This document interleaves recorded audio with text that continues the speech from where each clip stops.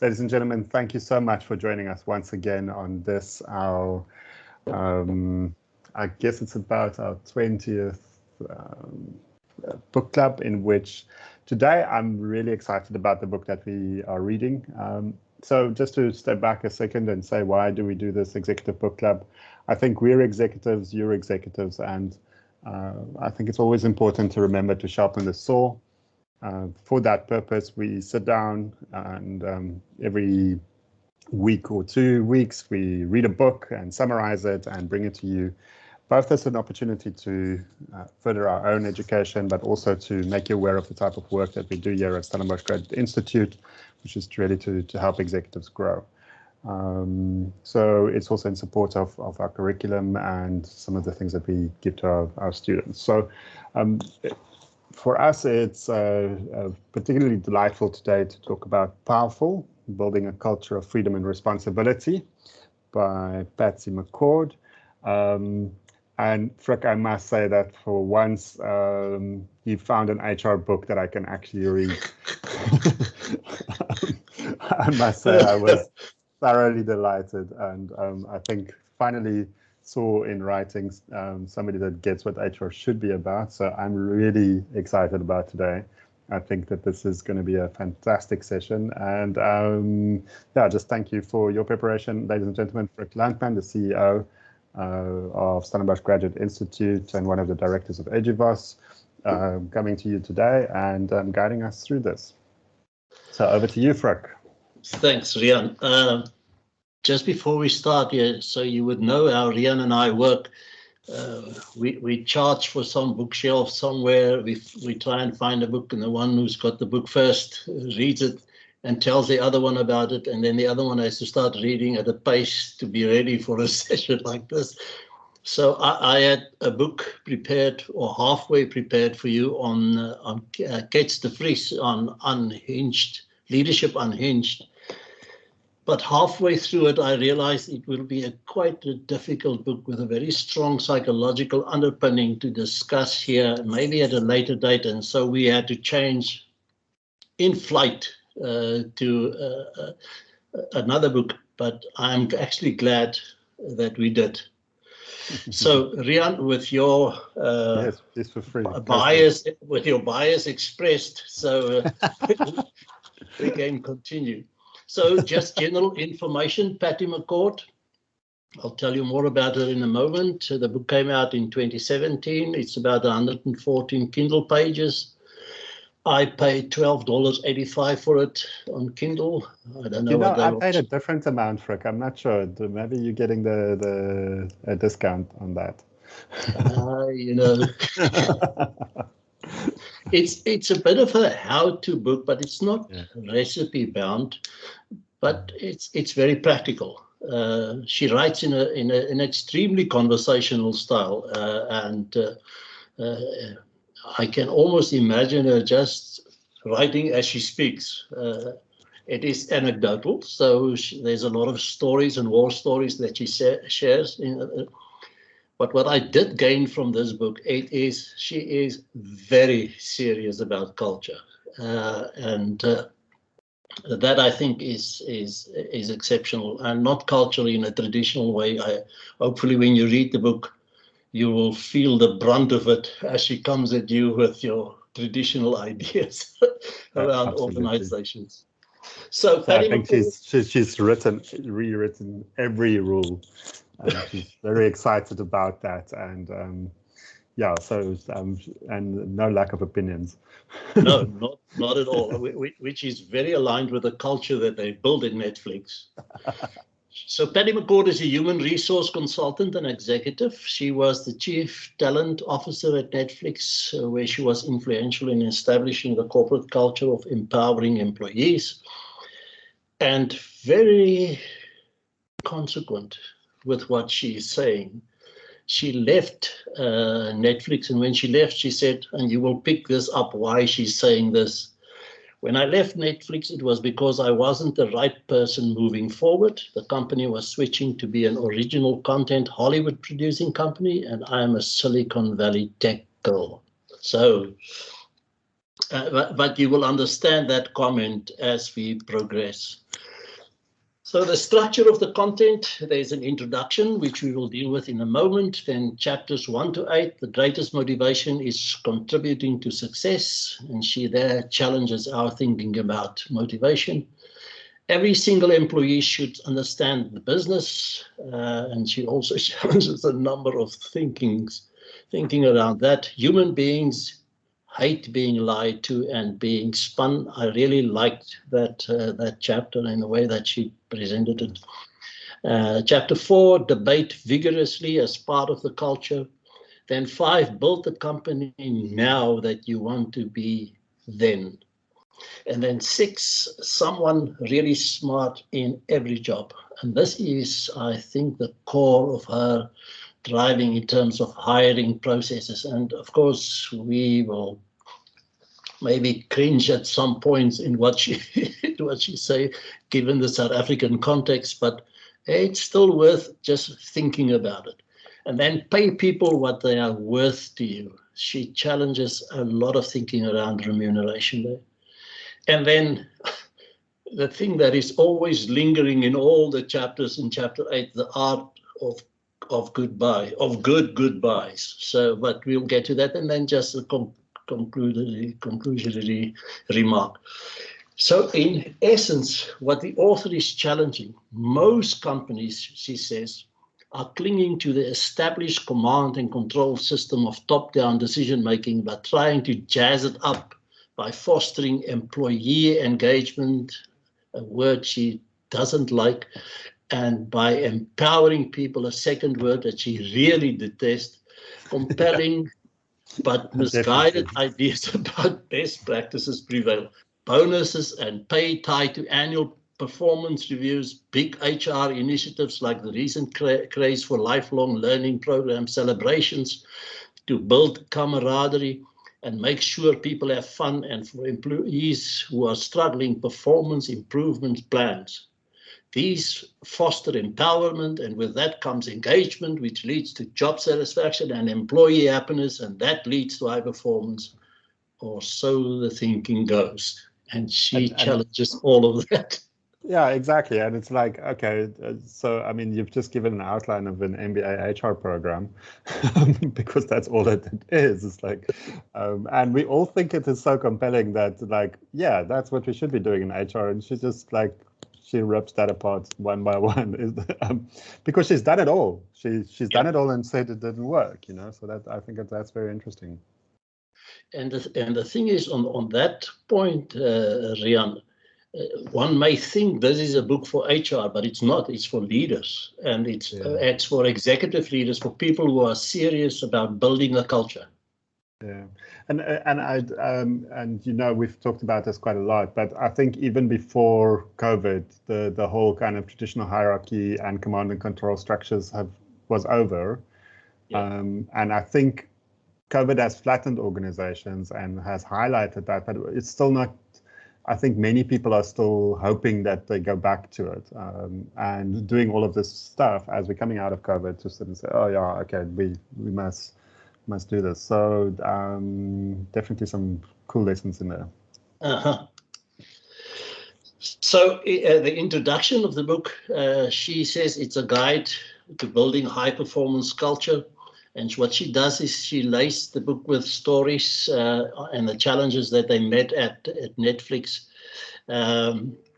So it's nice of her to share the stories with us. It makes the book a bit alive in that process, showing how they have thought through this, how they have experimented with it, how they've tried it, failed, some things work, and how they have developed all of it. What she says in the introduction is that people have power. Please don't take it away. And that's the fundamental lesson that they've learned at Netflix in business. And that's what she really wants to convey in this process, is that the elaborate, cumbersome system, as she describes it, for managing people was developed over the course of the 20th century. And it's really, really not up to the challenges of the 21st century.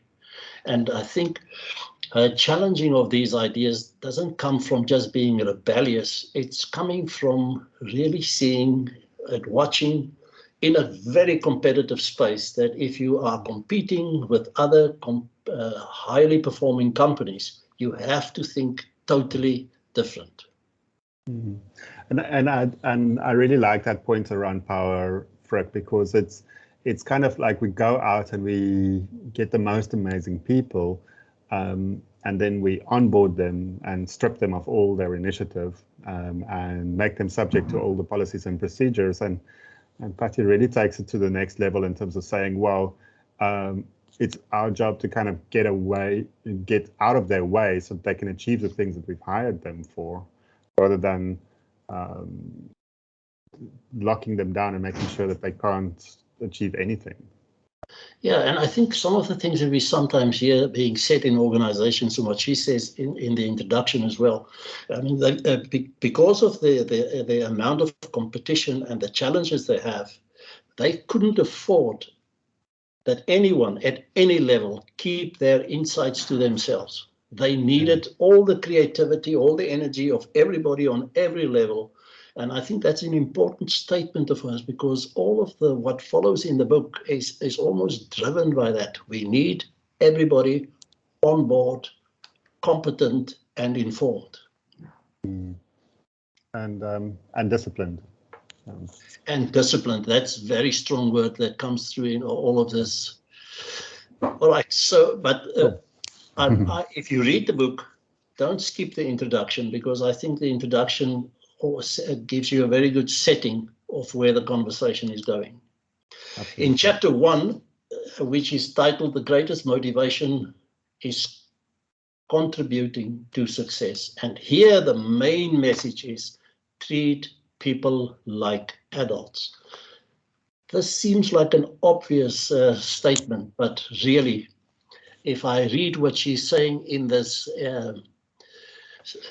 she makes the point that if you want to be a great company who's got great teams, then that great team is made when every single member knows where they're going and what will they do to get there.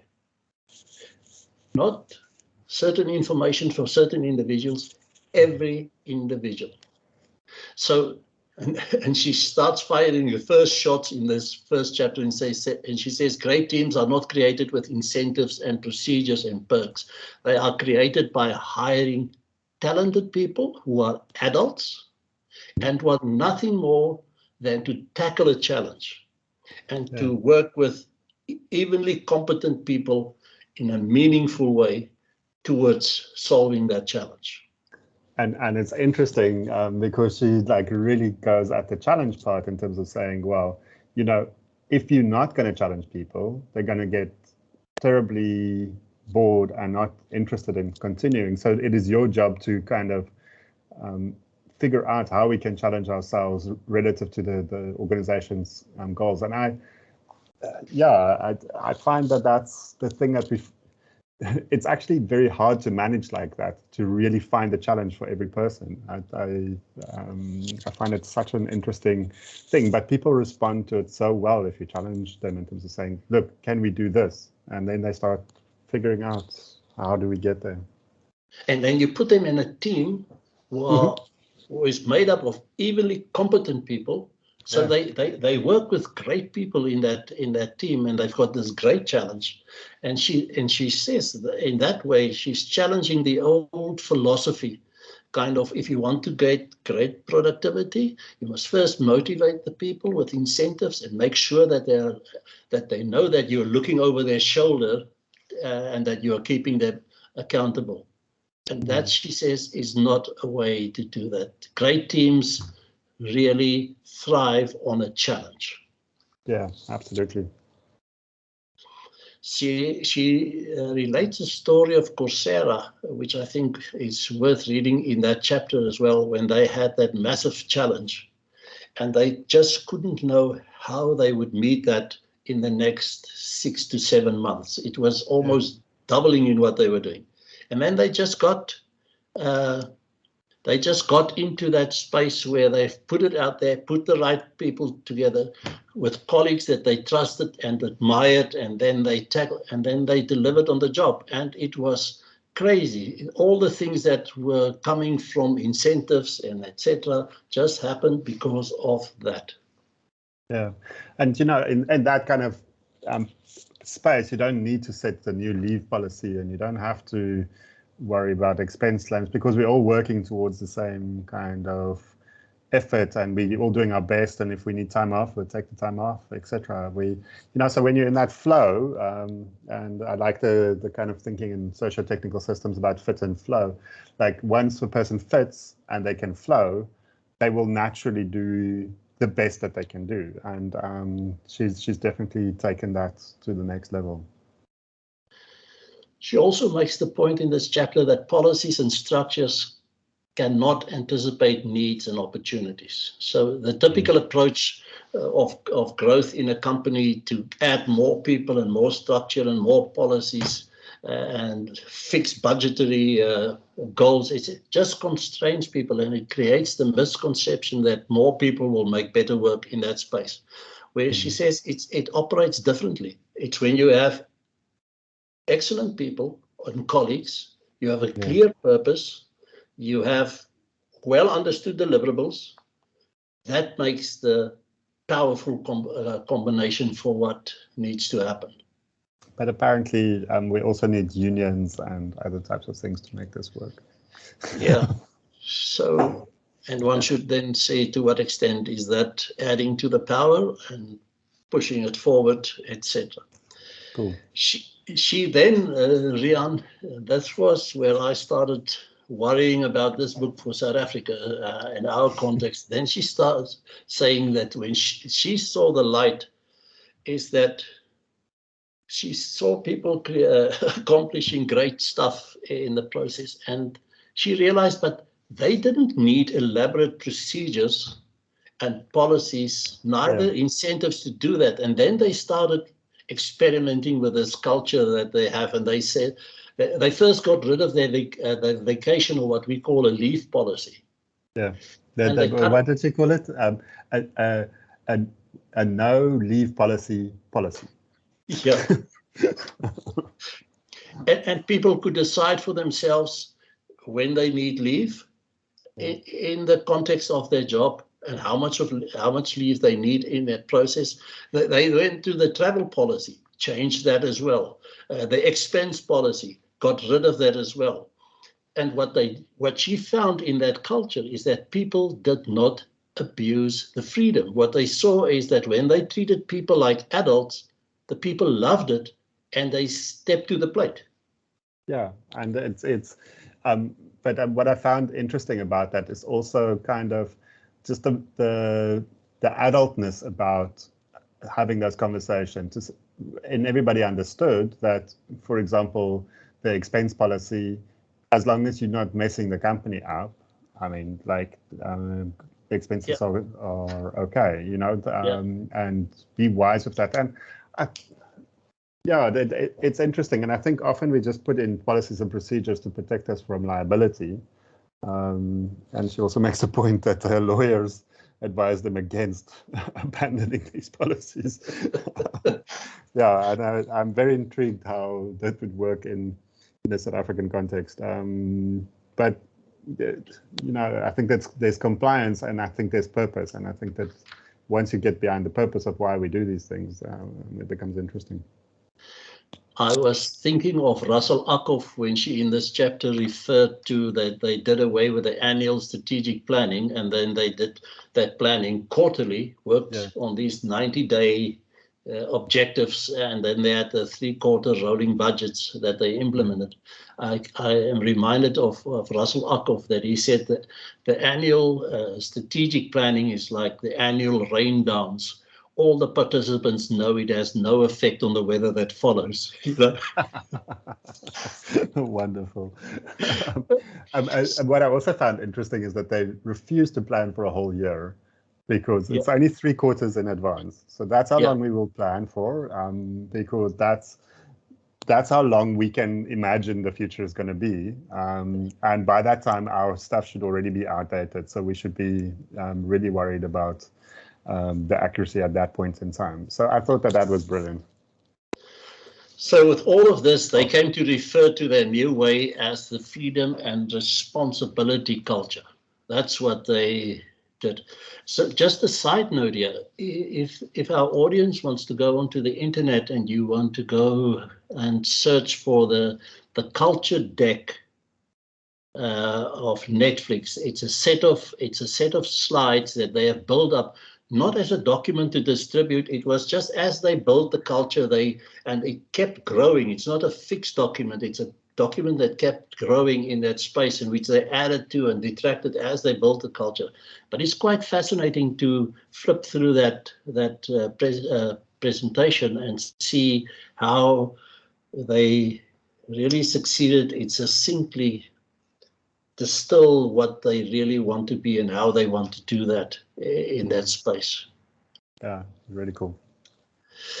So what they also said in terms of if you want to treat people as adults, you have to put your confidence in people who have proven that they can produce. And that's where the discipline lies. You will see, you will read in the book later that she says, it is a company, not a family. You're building a team, you're not building a family. You have to realize that in terms of understanding business. So what they have done in terms of this, based on what you have said, people not abusing it, is that if you have people doing this, if hand in hand with freedom, people are also given a very strong sense of understanding. Who is accountable for what, and what is the quality that is expected. And within that parameters, there's your freedom. Exercise your freedom, but this is what we want and this is what we need. This is why we create this freedom for you, so that we can have these results. Yeah, and I think what was striking there was to say that everybody needs to understand the business. Like, the HR person can't expect to be HR, and that's also, she was quite vocal about that, to say, I'm not here to be HR. I need to understand the business, because then I can contribute. Okay, whether I am a person in the front office, I need to understand where me fits into the rest of the picture, so that I really understand that me failing actually breaks the picture. And that creates its own sense of accountability, but then also creates freedom. So what I like about the structure of the book is at the end of each chapter, she's got a set of questions. So it's almost as if she anticipated that you may differ from her on certain things, but then answer these questions for yourself. At the end of this chapter, she asked, so you should look at your procedures and your policies, and you have to ask, so what is the purpose of this policy and procedure? Does it achieve that result that you think it is? Are there any approval mechanisms you can eliminate? What percentage of its time does management spend on problem solving and team building? Have you done a cost-benefit analysis of the incentives and perks you are offering, etc.? So, and if you honestly answer those questions, I think you start thinking differently, and you start having a bit of a more critical approach to how you do things. Absolutely. And it just makes me cringe when you think, like, most companies go and kind of buy a policy pack from a bunch of consultants, ladled with the latest legal compliance and risk mitigation measures and ways that I can get rid of employees and stuff like that. And it isn't really asking, like, does this even belong here? It's kind of just a bulletproofing. Yeah. This chapter 2, titled "Every Single Employee Should Understand the Business," also really resonated with me, and it is understanding of the business, but communication plays a big role here, and communication is constantly about the challenge. So when she speaks of this, she is very adamant, and it builds on that notion of employees are adults. Employees at all levels, they really want to need and to understand the particular work that they are assigned, but they also want to understand the business as it operates. I think you referred to it when she was appointed, that she said to them, okay, I'll take the job, but you're not going to I don't want to be siloed as the HR lady somewhere there in the corner. I want to join the executive team. And she suddenly realized when she said that, okay, so I now must understand this business. And she dug into that business and she really understood it from top to bottom. And that made her think, but why only me? Everybody else should be in that space. Mm. And I think that that's so interesting because, you know, like I get so frustrated with managers that it's like, oh, don't worry, I haven't told the employees about this. I just think like, no, with that, but like I thought it would be confidential because I discussed it with somebody superior to me and I didn't get permission to send it down. And I just like, or an employee that sits there, it's like, oh, I didn't want to bother you with this stuff. And it's like, well, if you can't bother me with that stuff, like, who can you bother with that? Because this is like, these are the big problems. Oh no, but you know, so that I find that so interesting that we built the whole culture of management on information asymmetry, the fact that managers know and employees don't, and she just throws that, like she kicks it with 2 feet in terms of saying, well, you know, if you don't know what's going on in the boardroom, then we all lost. Yeah, and she built on this chapter where she said, you know, if you throw out those, if you try it and it works, and you throw out those policies and procedures, it really adds no value, just takes up time. So what? Then people say, but I mean, you can't just leave people in mid-air. They need guidance. She says, of course they need guidance. But the answer is clear, continuous communication about the context of the work to be done. Tell people, here's exactly where you are. Here's what we're trying to accomplish. Here's the tools that you need. And keep doing that all the time. That's it. Then she makes a funny statement. She says, people don't want to be entertained at work. They want to learn. And that's exactly where she said, when she took the job and she realized that, and from there says, okay, so they were in that space where Netflix was still putting DVDs in envelopes and sending everywhere, and it's paid per rental. And then they started this whole notion of subscription. And they really realized, but this is going to be very, very challenging. There's no way that just a few executives with a few plans in their heads are going to do this. They need to really get everybody on board. And so that's where this whole notion started happening. That's where they started building this deck, this culture deck that I spoke of. And she says what they made a point of is that information and communication must flow up and down. You must create an environment but where people are really able and enabled to ask questions, and they can ask that question not just in their team. There must be enough freedom as adults if they are concerned about something that's happening in another division, that they must be allowed and able to ask that, not as a kind of to gossip about, but to really understand what's happening in that environment. And then she says, if everyone must understand everything about the business at all levels, she gets this excuse, but some people are clueless. Then she says, teach them. Yeah, but they're not going to, they're stupid to understand. Well, either you explained it wrongly or you appointed stupid people, which is both wrong. So it's either you explain better or you or appoint less stupid people in that process. Because she then refers to stats that says, well, that's now, I would imagine in an American context, that 78% of all purchase failures were ascribed to bad service. The frontline people did not know what is happening. Yeah, no, absolutely. And, and I think we are far too accommodating in a certain sense. The converse is true. Like we make people clueless, because I think if you give that person the power to show up and to be the front line service person and really know what's going on, it changes the power dynamic of that person as well. So I think it's a very, very interesting dimension that she puts into it. And challenging managers to hire smart people. I think we often just too easy to not do that test, to say, like, can this person be in front of my customers, and am I happy with that? Yeah, it's interesting that she says, start with teaching people to read the P&L.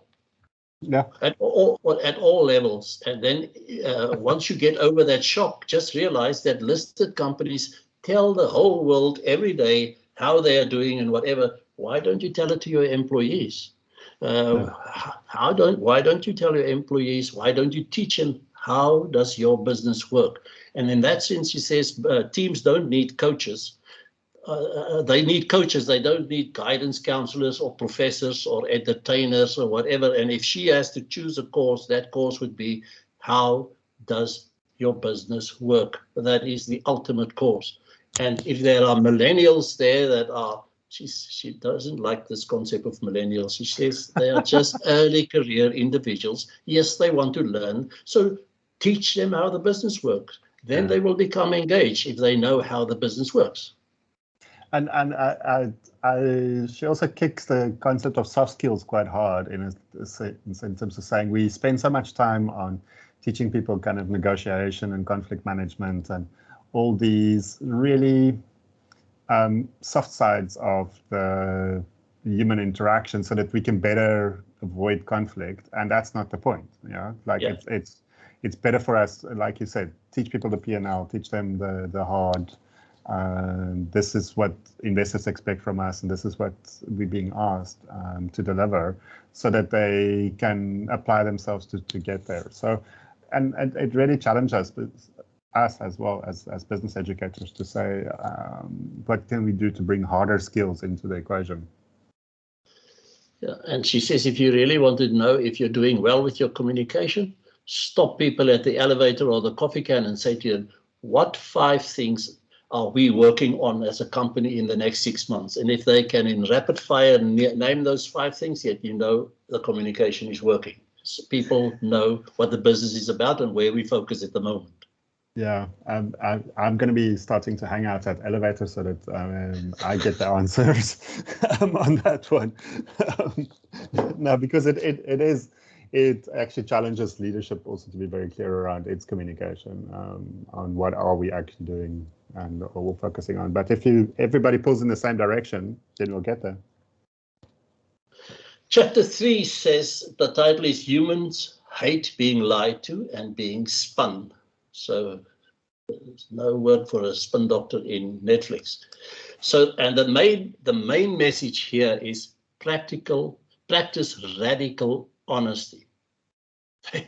And she's adamant. She says people can handle being told the truth about the business and about their performance. So we think, well, we can't tell them that they are not, maybe they're not smart enough to know or not mature enough. And, it's not nice to say to people, nonsense. Part of being an adult is to be able to handle the truth. I think it's what I found quite interesting here is that we, and I'm sure you're going to say it, but there's managers that will talk behind people's back, and she has a very interesting view on that. But I won't take your thunder on that point. No, she shares that. She says people come to her and say, he is X, Y, Z, and Z, and then he does this, that, and there. And she listened attentively, and then she says, and what did they say when you said it to him? And then the individual said, no, I didn't say it to them. But why not? I mean, it's about them. I can remember at some point that one of the people in one of the organizations that I work in says, A talks about B with the rest of the alphabet, but not with B. So so this is where they have said, no, move that away. If you have a problem with an employee or a colleague, and wherever in the company, it is one of the main pillars of the Netflix culture that you go and talk to that individual about it, preferably face to face. And the benefit of that is you avoid a lot of backstabbing and a lot of politicking that is eliminated, because the need for that disappears. Yeah. I'm always like just mindful that there's two ways to do that. I mean, you can very easily create a toxic culture that way, where everybody feels it's their right and obligation to dominate other people. But I think if we're all adult about it, this is the best. So I think it's kind of that just struck me as like, okay, we need to agree that the conversations will be adult and not like power conversations where I'm telling you that you are worthless and a piece of something, so that it should be based on facts. And I think that was also the interesting part is where Netflix has a very data-driven culture. So it's to say, well, look, we're trying this, it's not working. I think you're part of the problem. And can we work out a way to get that done? That's a very different conversation than just sitting there and saying, well, I think you're useless. And I think she deals with both sides of that. The part that you are saying in terms of being honest with an individual and say, look, you're not cutting it here. Because if you don't say it, it puts a lot of stress on management, because somebody has to catch the balls that you are dropping. Somebody has to carry the weight which you are not carrying and supposed to be carrying. But at the same time, she says, practice your delivery. There is something like civility. Yeah. So the person needs to really the person doesn't need to hear your frustration. The person needs to understand, and the person needs to receive the understanding of what is the changes in their actions that are required here. And you have, and as the leader, you have to practice your delivery in that space. But you have to do it with radical honesty, and not try and BS people in that process. Yeah, absolutely. And I think as well, what struck me is that the frequency of communication is also very important, because people change in as far as they get feedback. And some people never get feedback, so they never change. So interesting element. And that not changing is not a fault of theirs, because so the feedback that they should get, they are not getting. So the absence of feedback is feedback to say, but you're actually okay. Yeah, and then later it's like, oh, I don't know, so you're bursting a bubble and there's lots of emotions, and by that time the employees are already 3/4 of the way out of the door, and they were this amazing person that you thought could achieve so much. So I really like your point to sit and say it's really dishonest to a person not to be honest with them. Yeah, and they started using in that culture that very simple thing that we all know: stop, start, and continuing in feedback. Yeah. And just when you have a problem with somebody, and it's part of how you practice your delivery, is tell somebody, in terms of what you're doing in the team, this is what I would like you to stop doing. Mm-hmm. This is the new things that you have to learn and do in this team. And these are the great things that you are doing. Please continue doing them. And then they took that into a formal system into the company, where people annually can give feedback to people that are supposed to get feedback from them in that same way. But initially they did it anonymously.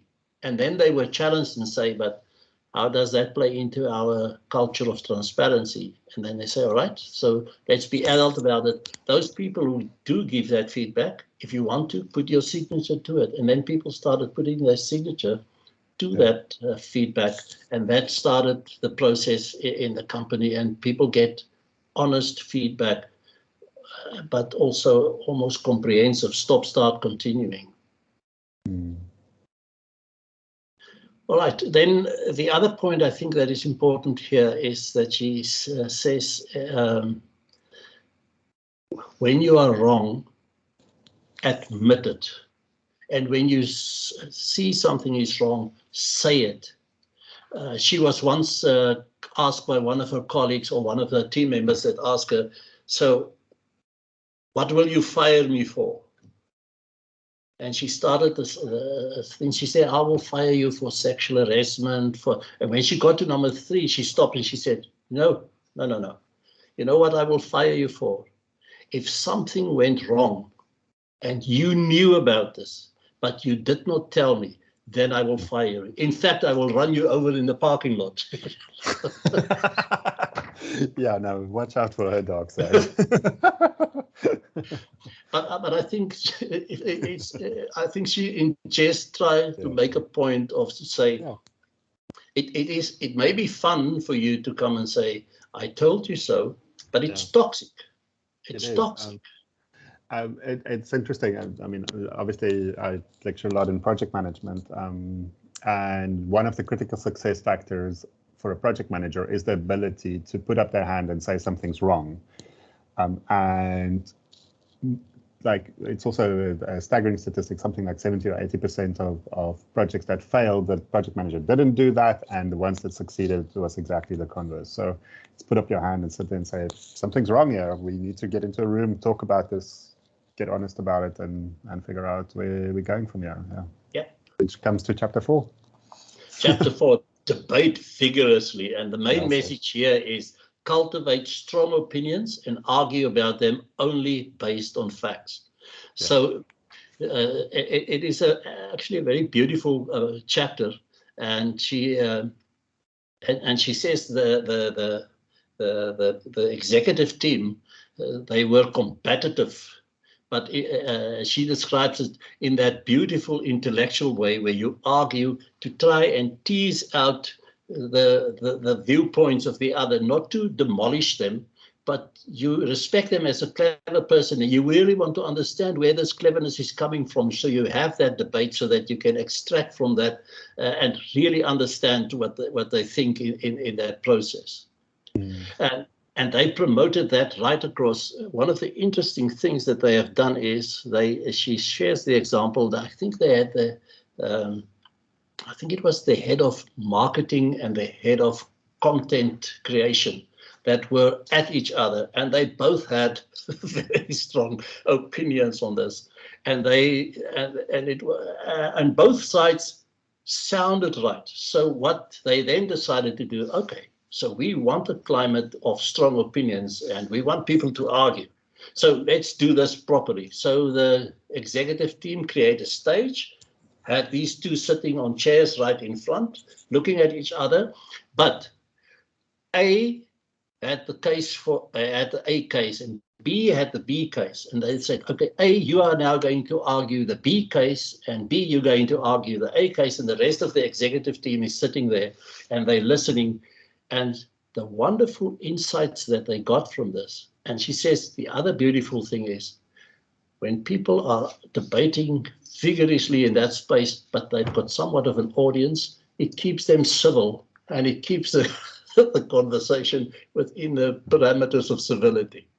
Yeah, and I think it's also the nice idea of, well, two things. I think as an executive, you need to feel that there is a safe space and that you're not going to lose your head by losing the argument. And that's what I really liked about it, is to sit and say, it's your fourth point here, to say, like, be selfless in that debating.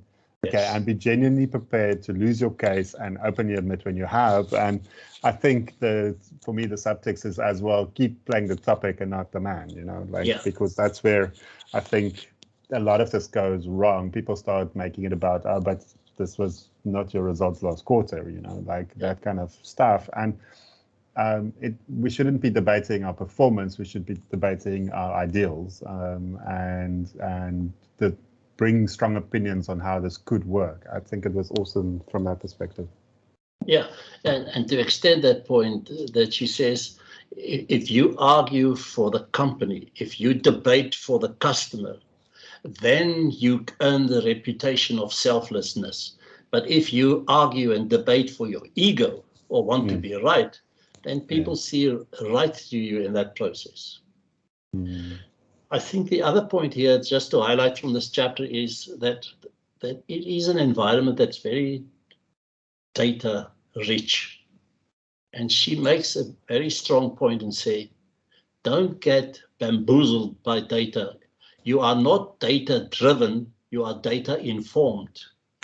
That data doesn't have an opinion, you have an opinion. So you have to extract a qualitative insight from that and use that. Of course, it's important to have it, but you have to understand it's not data driven, it's data informed. That's the way you need to work. And it's something that we teach in the data science course is that data is history per definition, and it cannot tell you about the future. So that's what we need humans for.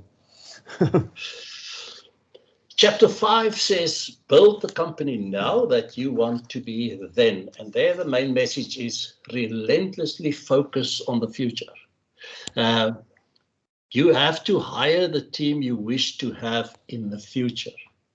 That's the team you must have now. So you have to think 6 months ahead and think what would we be doing at that stage? What are the resources that I would need at that stage?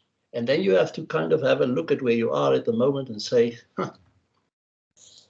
do I have the right team in terms of doing this? And she really picks a bone with those people that when they have a big challenge, they just throw people and structures behind it.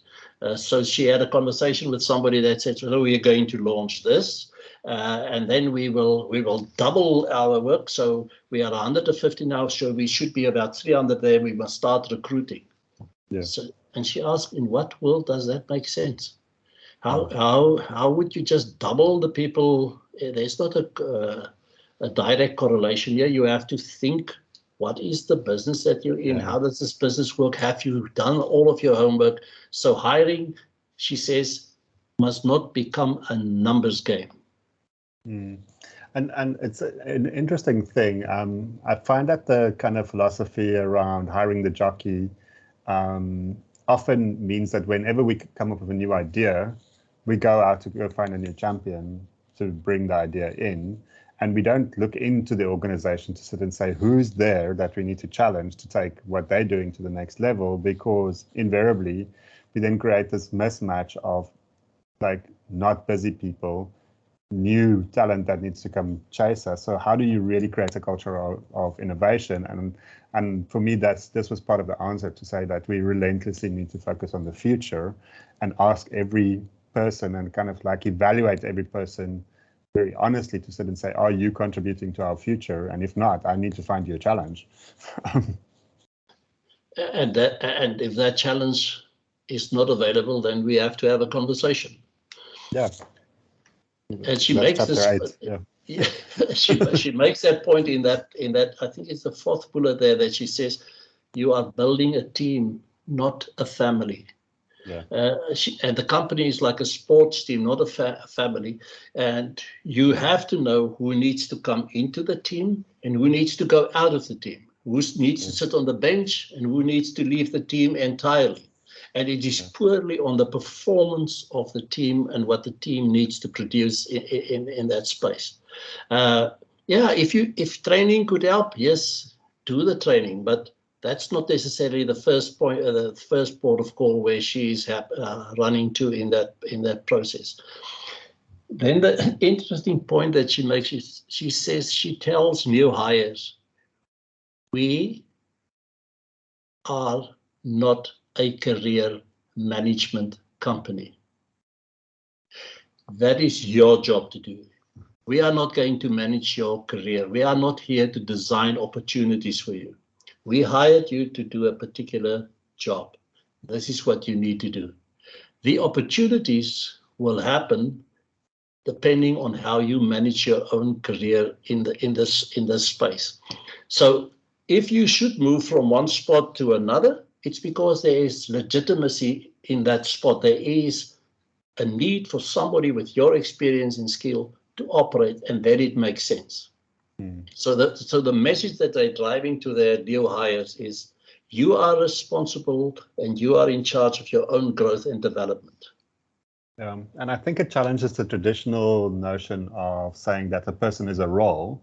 A person is a capability that needs to be brought to bear into the right situation based on their track record and what they've done, which is a very different thing than saying a person's a role.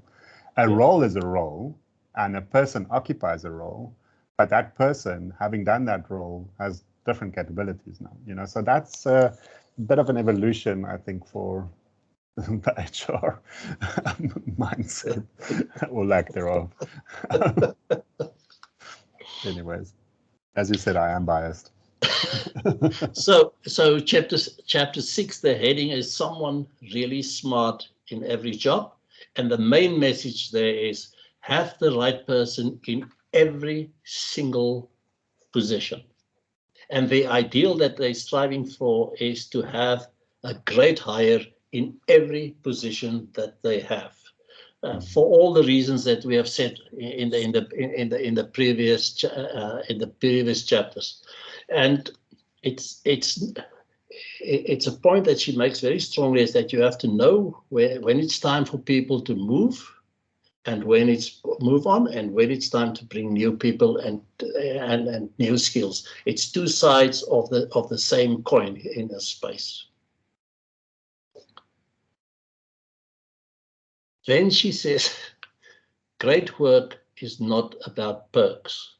She has had this conversation with some of her colleagues, and she says at some companies there are hammocks, and there are swings, and there are relaxing pots, and all of that. And a position is, companies are not there to make people happy. Of course they must be happy, but they must be happy because they are doing great work with great people, and they've got a great challenge in front of them, and they've got people that they are satisfying as customers, and they've got a successful company. That should make them happy, not the swings and the hammocks. And so I was wondering what Google and Apple would think of that. But you say that, but it's interesting that even the Google culture has changed. The kind of poster Google culture of the 90s, that's not what they're practicing anymore, so it's still fun, but they're doing serious business. So I think the tech companies have also grown up, because you're driving your quarters, you're driving your objectives, you're getting it done. So, and in that we all find our fun, but it's not, I think what I also like is she says it's not business's job to create that. People must get that for themselves. Then she makes a point and said, money doesn't buy love. So they compete with Google and Apple, etc. So they pay top dollar, but that's never the core part of their conversation with candidates when they have interviews. Only when they see that candidate is ready to receive an offer, they start talking money. And when they see that the candidate is more interested in the money, they just weed them out of the process. So yes, they pay top dollar, but for them, and this is where she used a very nice word or interesting words. She says motivation is about talent density. People have to talk about how great it is to work with amazing people. I mean, if somebody goes home and say, this guy is doing X, Y, and Z, and it's so great to work with somebody that knows what she's doing or what he's doing, etc. in that space. And that talent density is extremely motivating for people in their space. Absolutely. Okay, so that's that's just some more information, but when you go and visit our recording of this, you will have access to all of this. She just asked at the end of this chapter also a question or two, saying, as a leader of a team, can you name 2 people that you can phone right now to talk to about taking the place of top performers should they leave in your space? Do you have those names on your dial? Do you have them somewhere? And then you have to ask yourself all the time, with that 6 months thinking ahead as a leader, and say, so what change is underway in our company, and how prepared am I as a leader to start interviewing for new talent? And how creative are you in looking for that new talent? Because Absolutely. my experience is, when that day arrives, we run around and looking for recruiters and for HR people to say, I need these people and I need them yesterday, Yeah, but I also like that you said that they built their headhunting teams within their organization, not external. So yeah, that was a great move.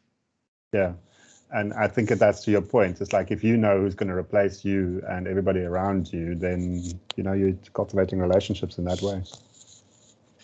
Chapter 7 says, pay people what they are worth to you. And the main message here is compensation is a judgment call. You can see from the detail there, she is not in that space. The questions that she asked at the end of this question is, who on your team has grown considerably in skills and proficiency since the time they have joined? And what do you think? And do you think that the compensation that they are receiving now is fitting for the job that they are doing? Yeah. And you don't have to wait annually to have that conversation with them. And then also the people that have been contracted recently, or contacted recently in your or being approached in your company by others. Do you know about that? Yeah. You should have a culture where people can openly discuss and say, I've been approached by Google, or I've been approached by X, Y, and Z. She at some point said to one of the people that came to her and said, Google approached me for this, but I don't think I will. And she said, please, please, please, please go have the interview. It's good for you, that experience. And even if you don't take the job, you can bring some nice information back to us and how they think and what they ask you, etc. So that's the kind of openness in the culture. And then she asked, as a leader, how much do you think are you being tied down with predetermined salary ranges? Is it holding you back in terms of building the best possible team that you can have? And if you think of your team and what it can achieve, if you could hire as you like, what will you do differently? Absolutely. And I know we're running out of time, but a couple of years ago I did research, and basically, if you pay people the same, they get really upset because other people are getting paid more or less than them. But if you start paying people unfairly, like traditionally unfairly, higher and lower according to their performance, it changes the performance culture radically. And it doesn't have to actually be in relation to their performance, but people not knowing that they're not being paid the same as others actually creates performance. And equal pay removes performance. So equal pay, I think, is an interesting idea, but it is not very useful for performance. Cool. Chapter 8 is the art of goodbyes, and I think this is maybe in the South African context the most disturbing chapter for us. But she says when they started, and the main message here is make needed changes fast and be a great place to be from. That I thought was a very profound statement. Nice. Be a great place to be from. So if you leave here as a high performer, people will take you because you come from a great place. And so they wouldn't have had you there if you were not a great person. So that was a great insight. She had a conversation with, I think the director was in charge of search, and they was just starting off with their streaming, moving from the physical DVDs to the streaming, and that hell of a challenge that they had around that. And they said they were looking for ways to easily get to people, to know where their products are, to find their products. And this guy made a case that Facebook was starting at that time and say, well, let's use Facebook. So they've listened to him and said, no, we don't want to go there. But he was adamant. He was pushing hard for Facebook. And she sat down with him and said, you know what? I know how you feel about Facebook, and it's good. But if you feel that strongly about them, and she didn't say it sarcastically, why don't you go and work for them? They will hire you in a flash. Yeah. But on this side, we want our person that runs search to run search and focus on that. And if you want to, I will give you a recommendation, etc. Yeah. But go there. And she says she spoke to sports teams and and to somebody that has run a sports team success for a very, very long time. And then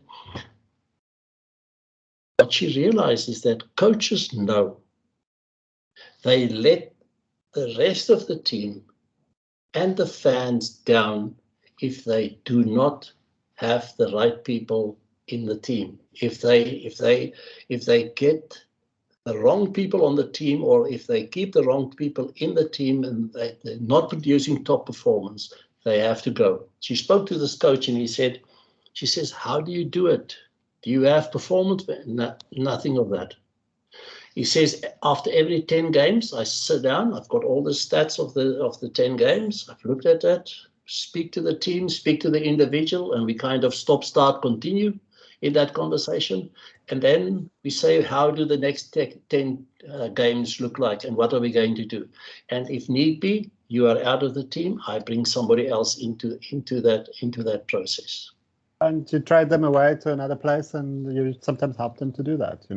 That's been, in my career, one of the most effective ways to get people to leave, is help them realize what they're actually passionate about and support them to pursue that, because otherwise you end up with an unhappy person, and it's like you say, you need to be a great place to be from.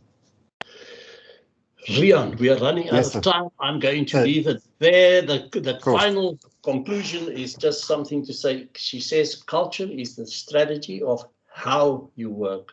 And if people believe it is the strategy, then that is important, and they will help you think about it deeply and try things. I really enjoyed this book. Yes, I also did, and thank you so much for the recommendation, Frick, and definitely worth a read, especially if you've got anything to do with leadership or HR, and as well, come check out our courses sometime at SGI. We talk about this type of thing, and we create tools and strategies to do so. Thank you so much, Frick. It's been absolutely stunning. Thanks for the review. It was my pleasure. Thank you, ladies and gentlemen, for joining us. Hope you got some value from this. See you next time. Absolutely. Thank you, everybody. Bye.